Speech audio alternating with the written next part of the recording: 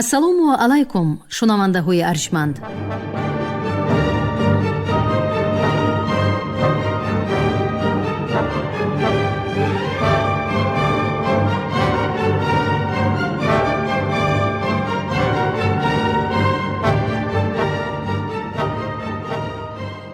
ба таваҷҷӯҳи шумо гуфтор аз силсилаи хониши адабӣ. қироати китоби президенти ҷумҳурии Тоҷикистон муҳтарам Эмомалӣ Раҳмон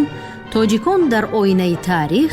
аз ориён то сомониён». китоби сеюм, гуфтори 60. баъди шикасти ҳахоманишиён, искандари мақдунӣ тамоми марзу бӯми давлати куруши кабир از جمله پارت و مرغیان و باختر و سوغد را در هیئت ایمپریای مقدونیان متحد ساخته باشد هم، این طایفه های کوچمنچی گردنکش و پرخاش جوی و آزادی پرست را مطیع کرده نتوانست. در دوران لشکرکشی های پرهنگامه اسکندری مقدونی و دولت سلجوکیان، سکایی های کوچمنچی کناره های آموی و یکسرد و واحه های شرقی سوغد و هفترود باز به حمله های شدیدتر و تعقیب و دنبالگیری ایمپریه های نوخیز مقدونیان دچار شدند. سرلشکران اسکندر مطابق معلومات مورخان یونانی از جمله اپیان و پلینی، بعد فتح قلعه بنیاد نموده کروش کیراپول کروشکده بارها به سکاییان حمله آورده این قومهای بربری را تا کناره های دشت های پهناور و بیابان های ناپیدا کنار تعقیب کرده. تمدن آریایی در طول بیش از 2 عصر دولتداری هخامنشیان خیلی بالا رفته شهرت عالمگیر یافته باشد هم، بعد اصطلاح اسکندر مقدونی و به سر قدرت آمدن سلجوکیان نفوذ خود را به تمدن ایلینی داد. اسکندر مقدونی قلمرو پهناوری دولت هخامنشیان را ضبط نموده می‌خواست ضمن گسترش ایلینیزم و برخورداری آن از فرهنگ آریایی تمدن شرق و غرب را با هم آمیزش داده یک ایمپریای ابرقدرت و بی امثال جهانی را تأسیس دهد. اما عمر کوتاه 33 ساله به اسکندر وفا نکرد و در خرابزار قلمرو شرقی هخامنشیان ایمپریای سلجوکیان قامت افراخته به سینتز مدنیت یونانی و تمدن آریایی و تأثیر متقابله آنها مساعدت نمود. مجرای پرتلاطم تاریخ گواه است که یگان ایمپریای ابرقدرت تا آخر پایدار و مقتدر نمانده است. از این لحاظ بعد حکمرانی تقریباً 60 ساله ایمپریای سلجوکیان و نفوذ تمدن ایلینی در ماورای رود آموی و سیر و آسیای مرکزی باز 2 سلسله دولتداری آریایی نیاگان ما پدید آمدند. تقریباً در حدود سال 250 تا میلاد قبیله آریایی پارتها که در حدود شمالی و مرکزی خراسان بزرگ بود و باش داشتند، یک قسم قلمرو سابقه هخامنشیان را از دست سلجوکیان ربودند و دولت اشکانیان پارت را تأسیس داده بیش از 470 سال دولتداری کردند. در همین دوره در قلمرو باختر و سوخت و اریه هری نیز دولت یونانی اساسی باختر عرض هستی نمود که تقریباً 120 سال قدرت نمایی کرده عاقبت از ضربه شدید قبیله های یویجی ها یا خود کوشانیان کوچمنچیان تورانی آریان نژاد سرنگون می گردد. می توان گفت که بعد کیانیان دولت اشکانیان پارت و به خصوص دولت یونانی اساسی باختر سراول در قلمرو نیاگان آریایی ما ورارود قامت افراخته خود را واریسان هخامنشیان و سلجوکیان در آسیای مرکزی می شمردند و صحیفه های درخشانی در آیین دولت و دولتداری و تحول و پیشرفت تمدن آریایی گذاشتند. در این دوره تهدیدی پی در پی و حمله های تیز و تندی کوچ‌نشینان آریایی هم به مرزهای شرقی دولتی پارت و هم با ماورای باختر افزوده دعواگران نوی زمین‌های حاصلخیز و ملک‌های پرثروت را به عرصه تاریخ آورد. موج توانای قبایل تورانی سلحشور و جنگ آزموده از سمت غربی چین و حدودهای ترکستان شرقی پیش آمده آرامی نسبی ورارود را خللدار می کردند. این کوچیان پرخاشجوی تورانی به قلمرو دولت اشکانیان پارت و دولت یونانی اساسی باختر و حتی مرزهای شرقی ایمپریای چین پیوسته دست درازی و تاخت و تازهای غارتگرانه می نمودند که دو پادشاه نامدار پارتها فرعت فرهاد دو و بعد یک چند سال وارثی او ارتبان دو در نبردهای شدیدی ضد آنها هلاک گردیدند. همین طریق صرف نظر از قبیله های آریایی قلمرو آریانای ورارود، باختری ها، سغدیان، مرغیانی ها، پارت ها و آریانای غربی، پارس ها، ماد ها، کرد ها در حدودهای شرقی آسیای میانه قلمرو هفت رود، دشت کبیر توران، پهناهای آلتای و به اصطلاح کنونی مرزهای ترکستان شرقی سلسله قبیله های آریایی کوچمنچی تورانی واردی صحنه بزرگ تاریخ شدند که آنها با نامهای سکایی ها، خیانی ها، یویجی ها، کداری ها، اسونی ها، کنگیوی ها شهرت داشتند. این قوم و قبایل سلحشوری تورانی بعد تنزل تمدن ایلینی و از عرصه تاریخ رفتن دولت سلجوکیان، همچنین از پا فتادن دولت یونانی اساسی باختر در عهد دولتداری کوشانیان و هیتاریان سرزمین آسیای میانه و قسمی مرزهای ترکستان شرقی را زیر تصرف خیش درآورده در طول قریب 6 عصر پیشتازی تمدن آریایی گردیدند. دیرتر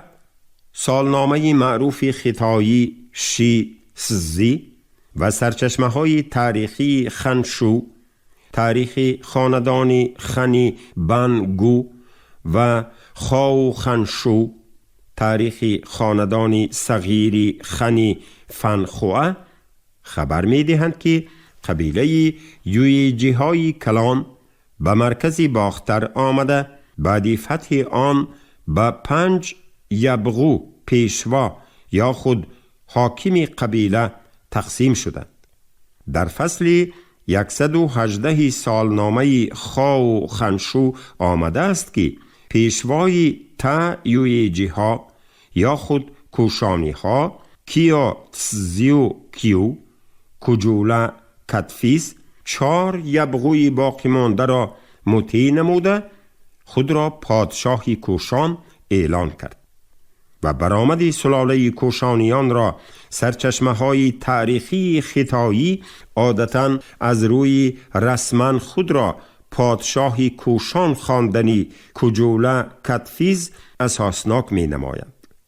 قبیله های نخستین یویجی که به باختر آمده با قوم های بومی آمیزش یافتند و پای دیوار دولتی کوشانی ها را در این سرزمین بنیاد گذاشتند، در اسناد چینایی بعضاً با نام تا یویجی ها یا دا یویجی ها یاد می شوند. چنان که در کتاب دویومی از آریان تا سامانیان ذکر کرده ام، تاریخ شناسان باید به نام قبیله تایویجی توجه ظاهر نموده ارتباط آن را با جنبه‌های اتنیکی پیدایشی نیاگان تاجیکان و اصطلاح تاجیک مورد تدقیق قرار بدهند.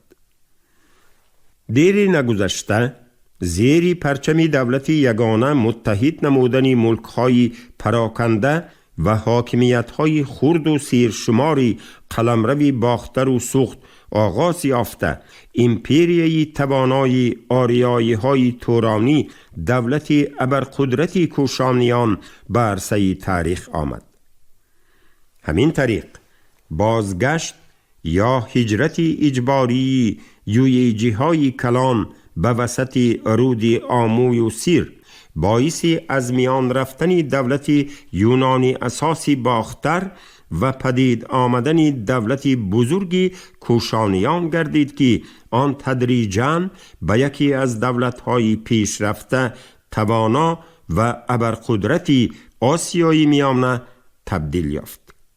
دولت و دولتداری کوشانیان حلقه زرین در سلسله دولتداری آریایی های تورانی به شمار می رود. آنگونه‌ای که سلاله اشکانیانی پارت در زمینه دولتداری سلوکیان سبزیده، سپس سنت‌های دولتداری آریایی را گسترش داد، کوشانیان نیز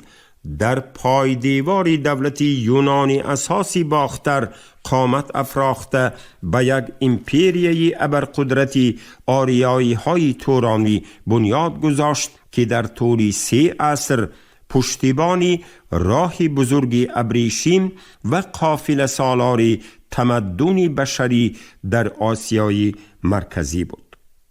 بازگشت کوشانی ها یا تایویجی ها به ماورای رودهای آمو و یکسرد آنها را خواه و ناخواه به عنصرهای فرهنگی شهرنشینی و زندگی مقیمی آشنا ساخته، به آیینی زندگی کوچی آنها دیگرگونی های عمیق اقتصادی و اجتماعی و فرهنگی را وارد نمود. شرایط مساعد اقلیم، مرزهای حاصلخیز و آبیاری شونده، آیین کشت و ورز، تجارت و معاملات و خصوصاً طرز روزگاری مقیمی به آنها تدریجاً فرهنگی شهرداری و شهرسازی و نظام دولتداری متمدن را آموزاند.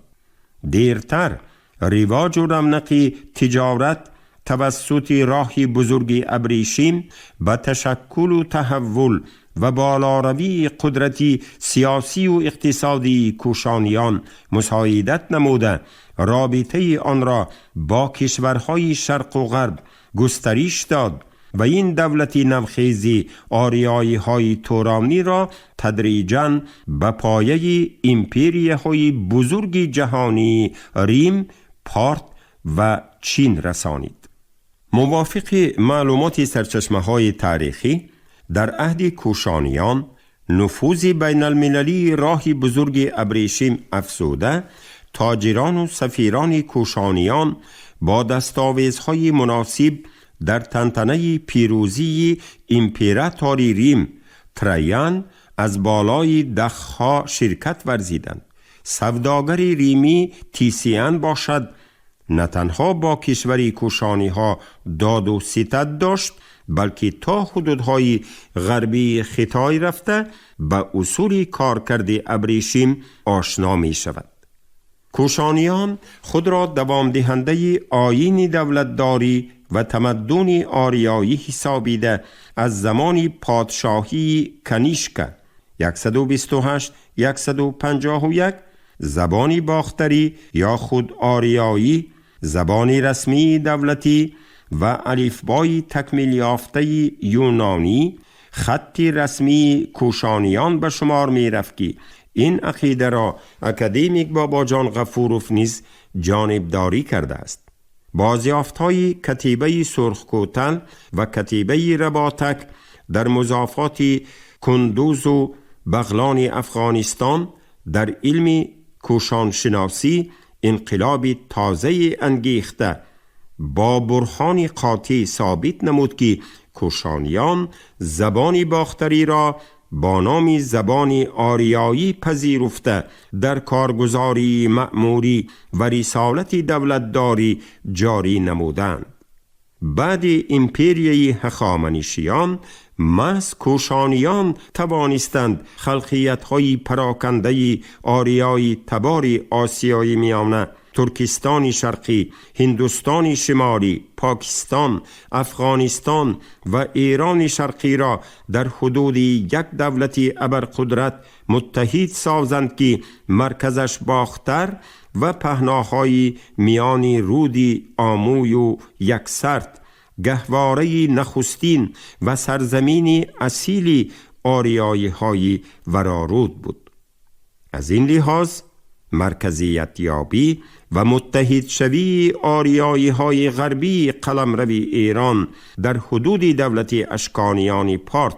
و آریایی های مرزهای مرکزی آسیای میانه و مرزهای شرقی ترکستان در حدود دولت کوشانیان جریان گرفته زبان آریایی و آیین زردشتی چون رمز مقدس عموم آریایی و عموم دولتی کلی آریا تباران غربی و مرکزی و شرقی اعتراف گردید و برای گسترش دولتداری و احیای تمدن آریایی مساعدت نمود. همین طریق ما فرضیه پیشنهاد نموده محقق توانای عهد باستان پیانکوف را درباره بسیع قسم قوم‌های غربی، مرکزی و شرقی تقسیم شدن کل آریایی‌های منطقه ایران کنونی، آسیای مرکزی و ترکستان شرقی دستگیری نموده می افزاییم که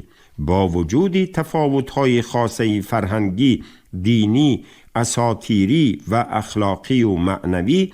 در عهد هخامنشیان، اشکانیان و به خصوص کوشانیان، مرکزیت یابی و متحد شوی کل آریای تباران وسعت پذیرفته به تأسیس درخشان ترین سلسله دولتداری آریایی های منطقه های ذکر شده، از جمله نیاگان تاجیکان و تشکل تاریخ خلقیت تاجیک مساعدت نمود. این عقیده را محقق و مورخ با استعداد شرف الدین امام واضح‌تر بیان نموده به سرنوشت تاریخی اقوام آریایی از دیدگاه وسیع‌تر علمی نظر می کند و چنین می نگارد: آریایی های غربی و وارثان تاریخی آنها فارس‌ها، مادها، قبایل غربی ایرانی در بخش غربی ایران زمین، یعنی سرزمینی مشترک و تاریخی تمام آریایی ها ایرانیان میزیستند و در رابطه نزدیک با فرهنگ پیشرفته مردمان آریای غربی، بابلیان، آشوریان، خیتها و دیگران قرار داشتند. آنها از فرهنگ پیشرفته این مردمان چیزهای زیادی را کسب کردند.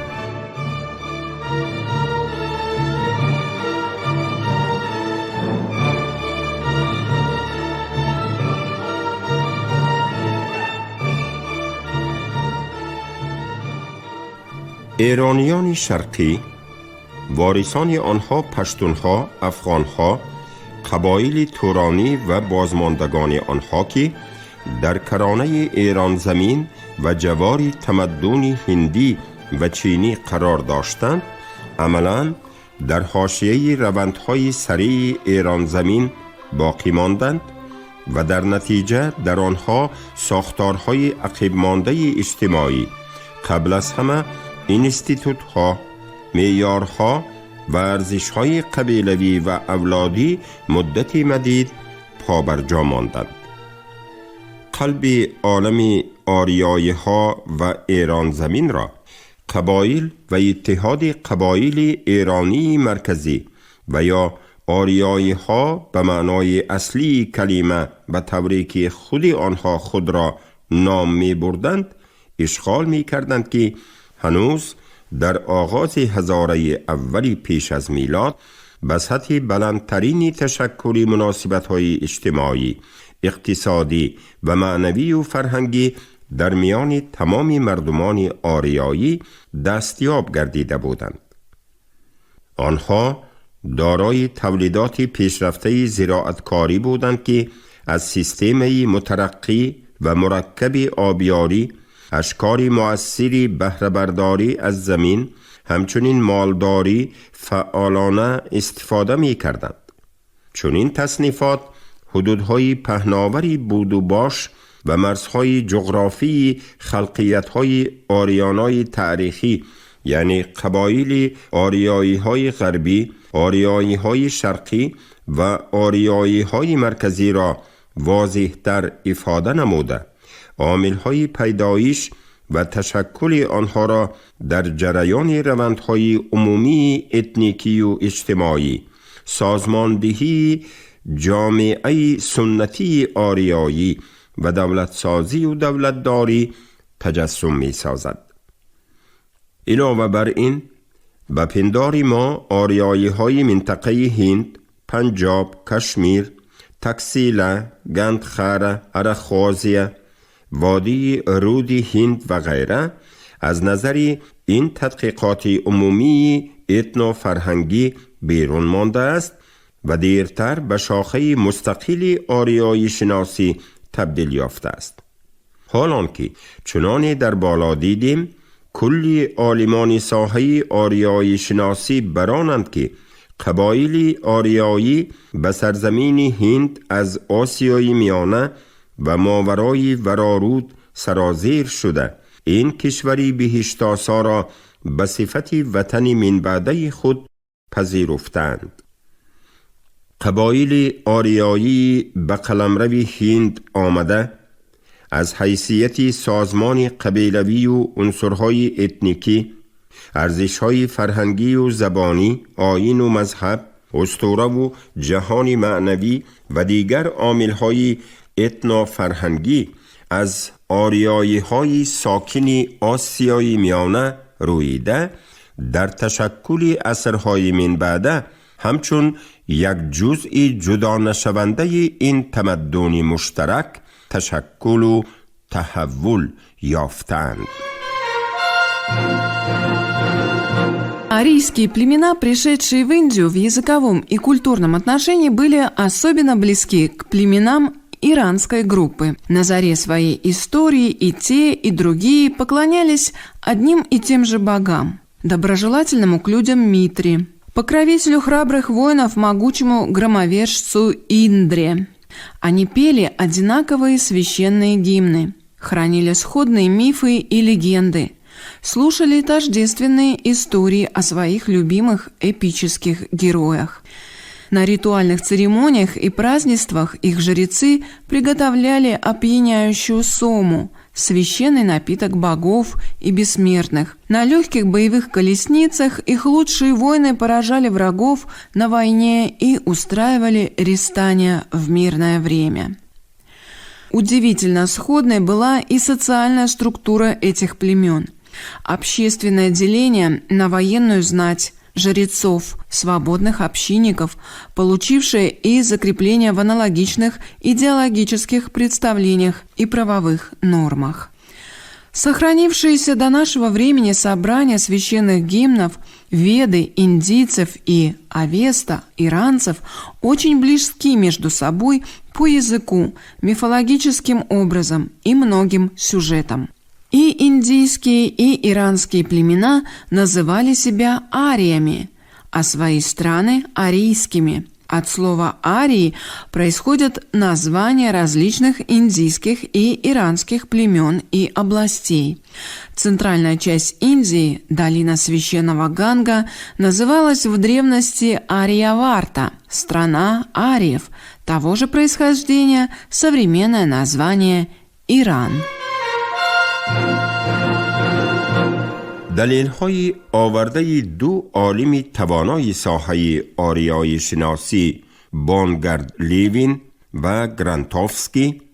که با آن اکثریت عالمان تمدن شناس غرب و شرق موافقند،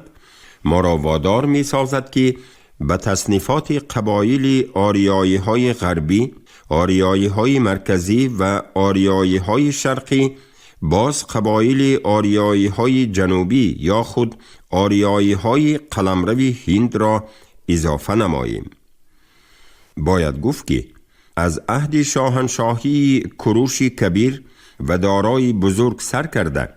کوشش‌هایی به امپیری متمرکز هخامنشیان متحد کردن قلمرو آریایی‌های آسیای مرکزی و آریایی‌های هند ابتدا یافته است. بیهوده نیست که دارای یک قبل از لشکرکشیش به آسیای میانه و قسمت شمالی هند، سیاح و جغرافیدان مشهور عصر 6 تا میلاد سکیلک را با آموختن مرزهای قلمرو خوارزم، باختر، اریه، گندخاره، ارخاسیه و هند هدایت می نماید. دیرتر کوشش‌هایی به قلمرو خود متحد نمودن مضافات‌های آریایی نشین هندوستان شمالی و مرکزی در عهد موجودیت دولت یونانی اساسی باختر،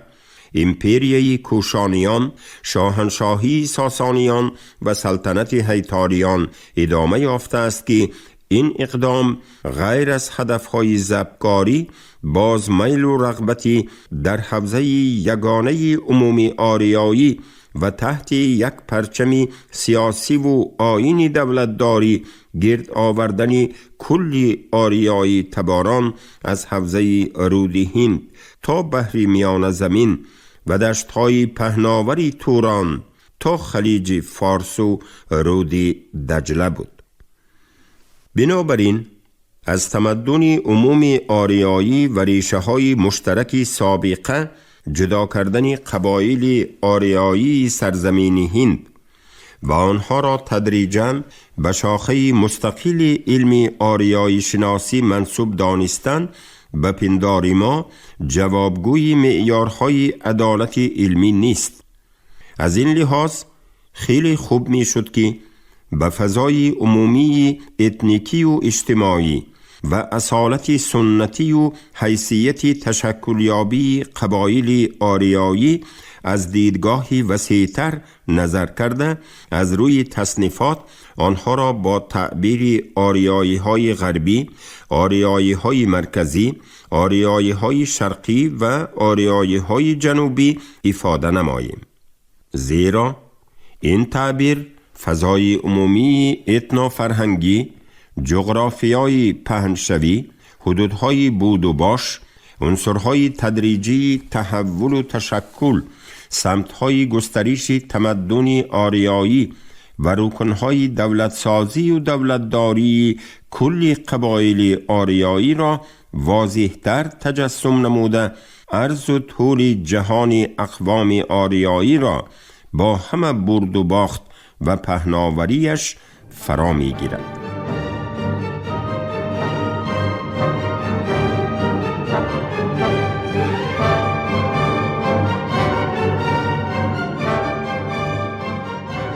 шунавандаҳои гиромӣ, шумо гуфтори 60-ро аз китоби президенти ҷумҳурии тоҷикистон муҳтарам эмомалӣ раҳмон «Тоҷикон дар оинаи таърих аз ориён то сомониён» шунидед. ровӣ ализода абдурашиди хуҷамқул, коргардон шералии навзалӣ. поёни гуфтор аз силсилаи хониши адабӣ. шод бошед.